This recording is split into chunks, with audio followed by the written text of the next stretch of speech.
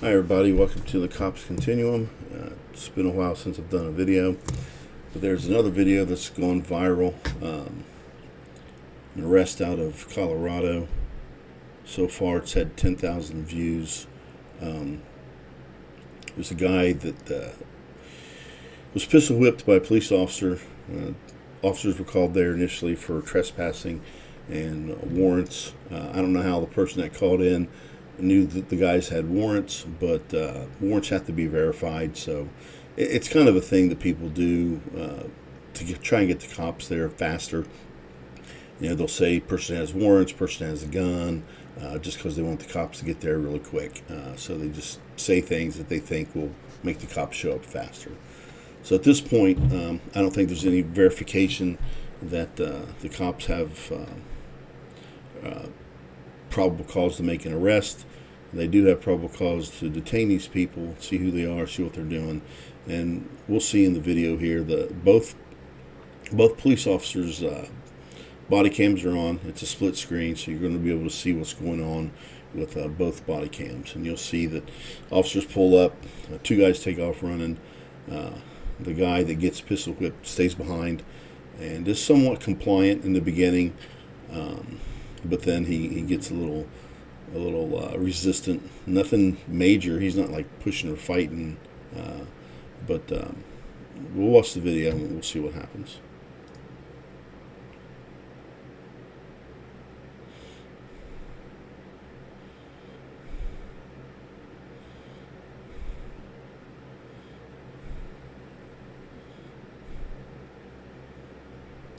All right.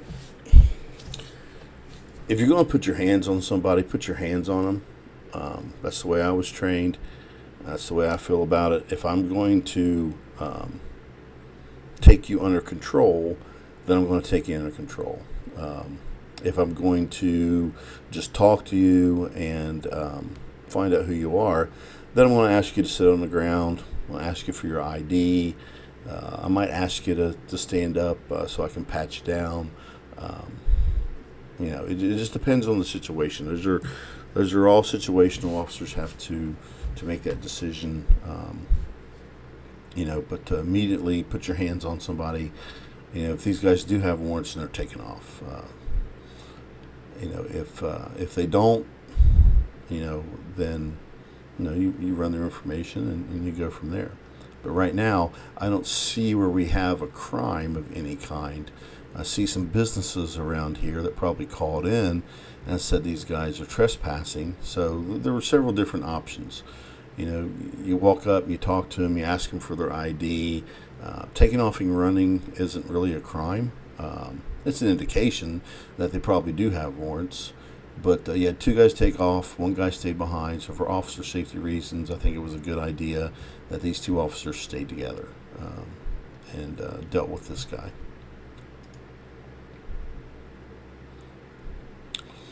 So he's asking what he did, what I do. Officers told him to roll over on his face, roll over on his stomach. He's giving him some verbal commands. I'm not sure if he has his gun out at this point. He may. We'll be able to see that with the other officer's body cam as well. So it looks like he does have his gun right here. He's got his hand on the guy to take some physical control. And you got the other officer standing back.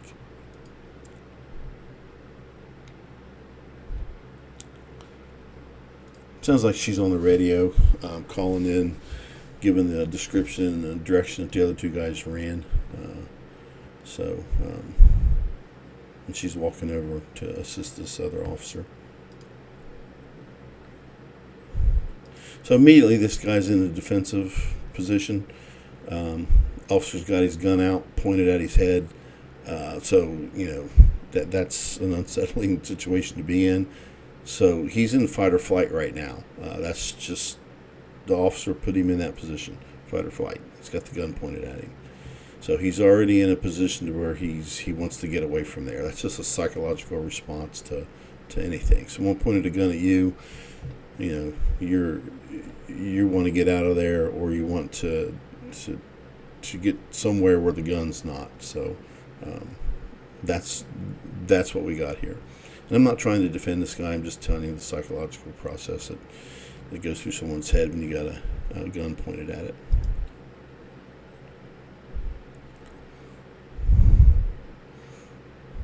So he's, I didn't do anything. He's got his arms under his chest. Now this would indicate to me that he's been arrested before, that he's resisted before. This is a posture that a lot of guys take when they're going to resist arrest, because you can't get their arms out. It's very hard to get their arms out. We were in training one time, and I was the guy on the ground with my arms underneath of me. And it was a taser training, so they were going to give me a drive stun to make me comply. But anyway, my sergeant told the guys that were doing the training, said, watch out, he's got retard strength. And don't get offended because I said retard, but that's what was said. I'm a pretty strong guy. I was a lot stronger then than I am now, but I'm still fairly strong for somebody my age. But anyway, they tried to get my arms out. I wouldn't get my arms out. That was the whole play, to not let them handcuff me. And so they gave me a drive stun in the butt right here. It hurt pretty bad. But there were 4 guys on me. I threw all 4 guys off and got up. So, it's not as easy as people think when you look at this situation. Oh, why didn't you just do that? Why didn't you just do this? The officers are going to make some mistakes here that I'll point out, in my opinion. First of all, this officer did not take physical control of this guy like she should have from the get-go. This guy, the other guy, has his gun out, which kind of limits him to one arm now. I don't think there was a need for a gun right now. Let this officer do the handcuffing. You stand back and give verbal commands, or you put your gun away and you help her handcuff this guy. But we'll see what happens here. He's got his gun out. His gun stays out for practically the whole time, and she doesn't really take physical control of this guy like she should. Okay, she started to get his arm out. Apparently something came over the radio. So she stops touching him, stands up to answer the radio. Take care of this guy. Answer the radio afterwards. This is your main concern right here. Let this other officer, this guy right here, let him answer the call. You've taken physical control of this dude, so handcuff him. But she doesn't. She stands up to answer the call, and this guy is probably hearing the call as well, and he's got an ear mic in. I'm not sure, but anyway, she should have taken physical control of this dude. So there's a mistake right there, in my opinion. So she stands up. He starts to maybe stand up. So this guy has to take action, and he puts his hand on the back of the head, which I'm okay with this. This is not a bad thing right here. He's just pushing, because where the head goes, the body's going to go. So he pushes the guy's head to the ground. The gun, again, is a bad idea right here. There's a lot of things that can happen. He can have an accidental discharge if he's got his finger on the trigger, which I think that he probably does. So that could be bad. And we're also going to see, too, in the video, there's a magazine laying on the ground. Now, I don't know where that came from. I don't know whose magazine it is. I don't know if it came from this guy. I don't know if it came from an officer. I don't know if it came from this officer. But there is a magazine on the ground.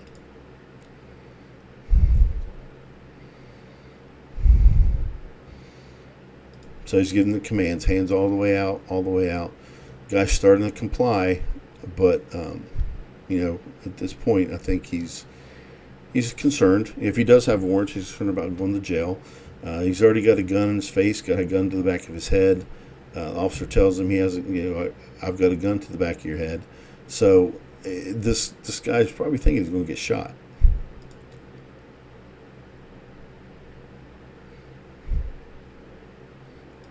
Now, he says, dude, you have a gun pointed straight to the back of your head.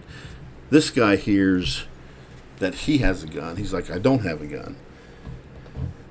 So he's now in a position where he thinks the officers think that he has a gun, and now he's got a gun pointed to the back of his head. So this situation is just getting worse. Worse for the officers and worse for this guy. Now, here again, she takes control of his hand. His arm, but she rotates it the wrong direction to get control. So she needs to go back to training.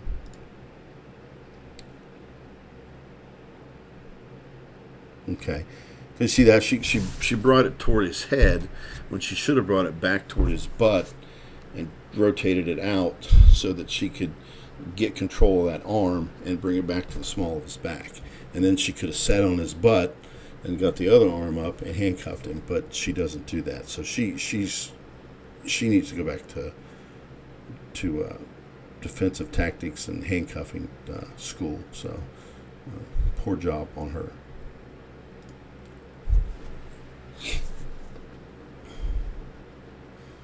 And see, like I said, if she'd rotated the right direction, and just came back this way, rotated his arm toward his head, came back this way and just sat right there on his butt, she would have had complete control of his arm. She would have had her body weight over top of his waist here, all right? And then the other officer could have got control of that other arm, brought it around, they could have cuffed him and been done. But they don't do that. I don't know if these guys don't work together very often. That's one thing that is good about having a partner, somebody that you work with all the time. You know each other. You talk about these things. You talk about how you're going to do this or do that. So it's a good idea to train together, to talk about things, to get those things set aside, before you get into the situation. That way you have complete and total control.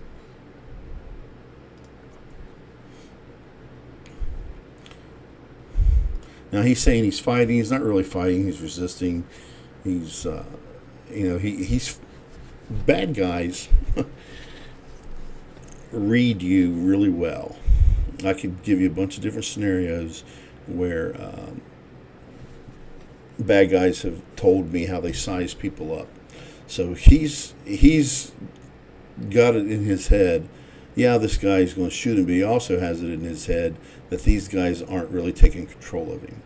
So since they're not taking control of him, he's making an attempt to get away. He's scared. He's already had a gun pointed to his head 2 or 3 times. So, he's and he doesn't want to go to jail. So if he has warrants, so he keeps, don't have a warrant, don't have a warrant. He's telling him to get on his face. He can't get on his face because the one officer has him pinned up against her body. This guy's, so the officers are actually fighting each other on taking control of this guy. So we're going to see here in a minute when it just goes south. The whole thing goes way south. So there he goes. He pistol whips the guy several times, and there's the magazine on the ground. Now, I'm not sure. I think it came out of his gun. So the magazine is on the ground, and you can see clearly that it's a magazine. You can see this black portion of it. You can see the bullets, here at the top.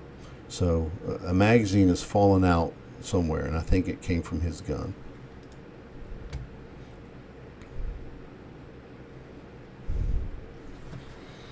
So I hit him a couple more times. This guy says, "You're killing me." He's really in fight or flight mode at this point. He's been cracked in the head several times. He's cut. He's bleeding. That's another thing. Now you've exposed yourself to somebody's blood, which is not a good thing. You don't want a body fluid exposure if you can avoid it, because you never know what kind of diseases this guy might have. He might have AIDS. Getting somebody's blood all over you is not fun.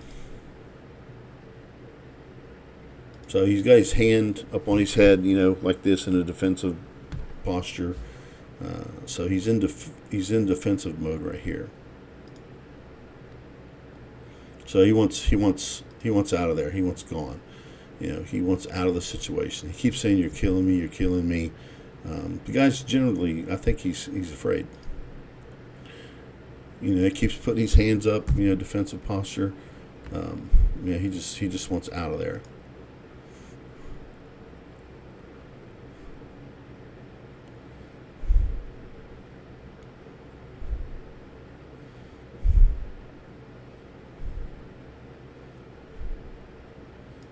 So he keeps his hand up. He's afraid he's going to get hit again.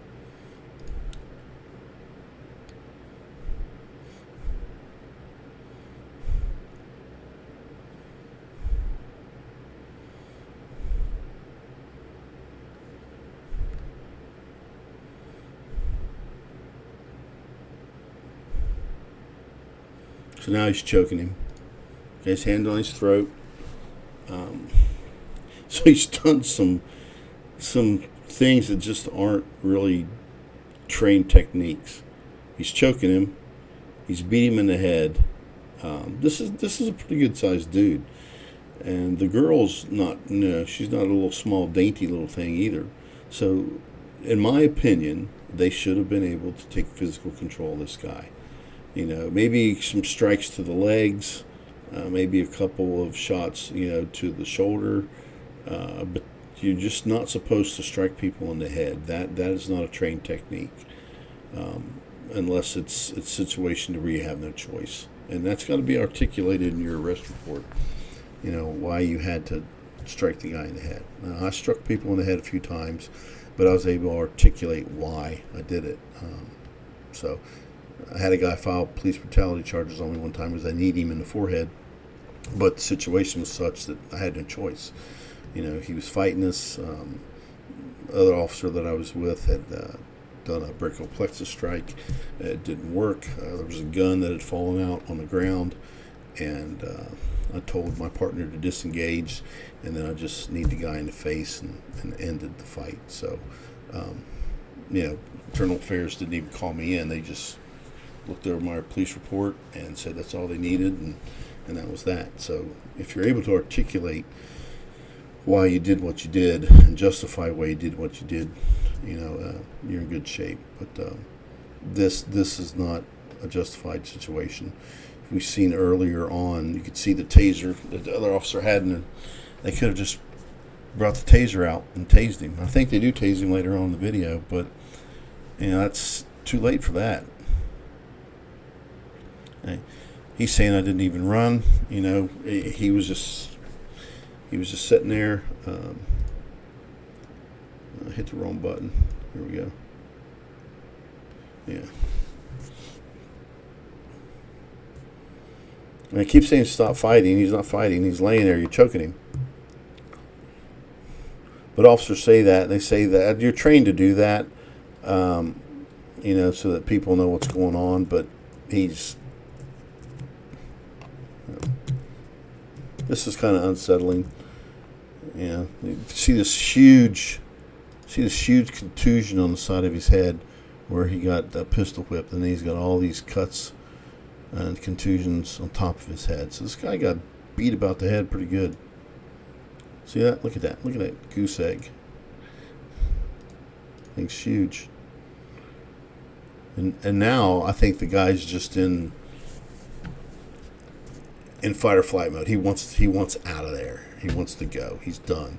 He wants to get away from the situation, which I don't blame him. And I also think he still could have complied a little bit better in the beginning, but this situation now is at the point of no return. This guy has got no choice but to try and get away in his mind, and the officers have taken this so far that they have to get this guy under control, and I think the taser comes out here in a little bit.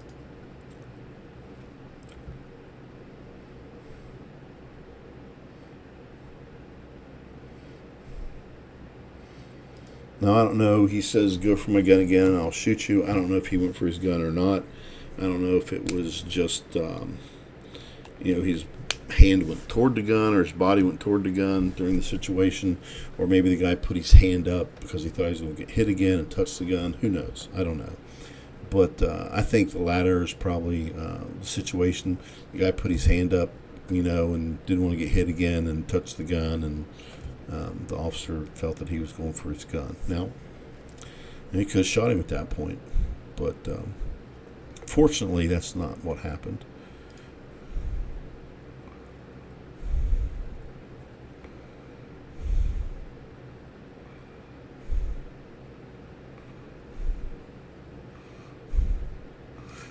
I would have just picked this dude up off the ground and just body slammed him a couple of times to let him know that he needed to settle down.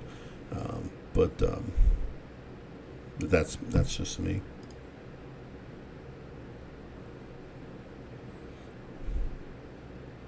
Now we can't see anything that's going on here. You can hear him; he's actively resisting. He wants to get away.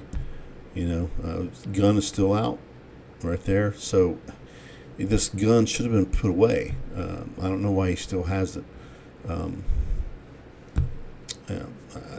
That's just my opinion. Some of you cops out there may agree with me, may disagree with me, but in a situation like this where you're trying to get somebody under control, two hands are always better than one. I don't think the guy has a gun. I don't think there's any indication that he did have a gun. So put your gun away. Take your taser out. Free up your other hand or use your taser to get this guy under control.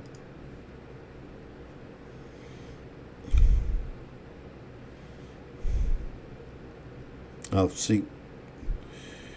He puts his gun away right there. Finally, he puts his gun away. Other officers show up, so he puts his gun away. I think he just got tased. Yeah, the guy doesn't like that. You can see that big contusion on his head. So he's complying now that he's been tased.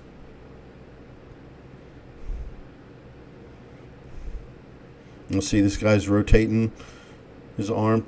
See, just like he should. This guy rotated the arm toward his head, brought it back around behind his back. This is what that girl should have done the first time. Now you get that arm under control. You get weight on his back, and then you get the other arm out.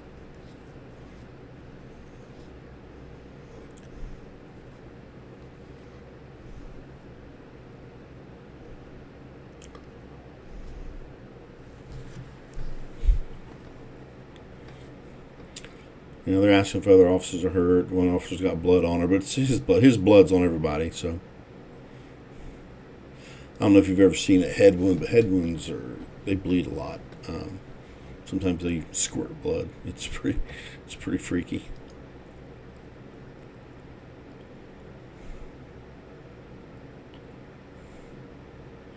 And somebody just dropped something. I don't know what that is. See, here's what she says. I'm just fighting for my life. This dude seriously thought he was done for. And the officers helped create that situation. He did too, but they helped create, especially the guy who pistol whipped him.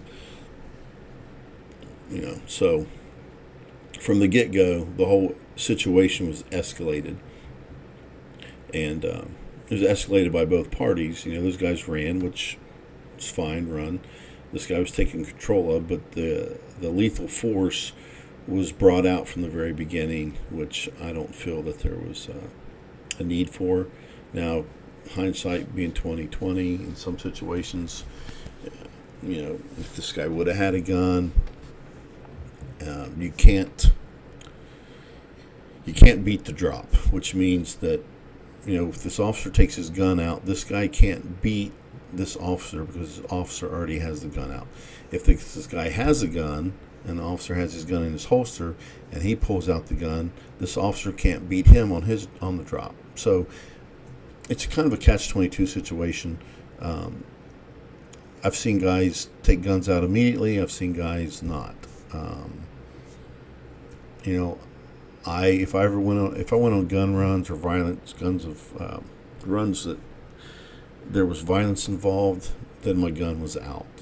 I wasn't pointing it at anybody yet, but my gun was out. If I pointed my gun at you, then that meant that I was probably going to shoot you. The situation justified that I was going to shoot you. So, that's what your gun's for, to shoot people, not to beat people in the head. So, anyway, that's my critique of that. I think these officers escalated the situation. I don't think this guy complied 100% like he should have. I don't think the officers took control of him like they should have in the very beginning. I don't think they used the taser quick enough. Taser should have been used right away.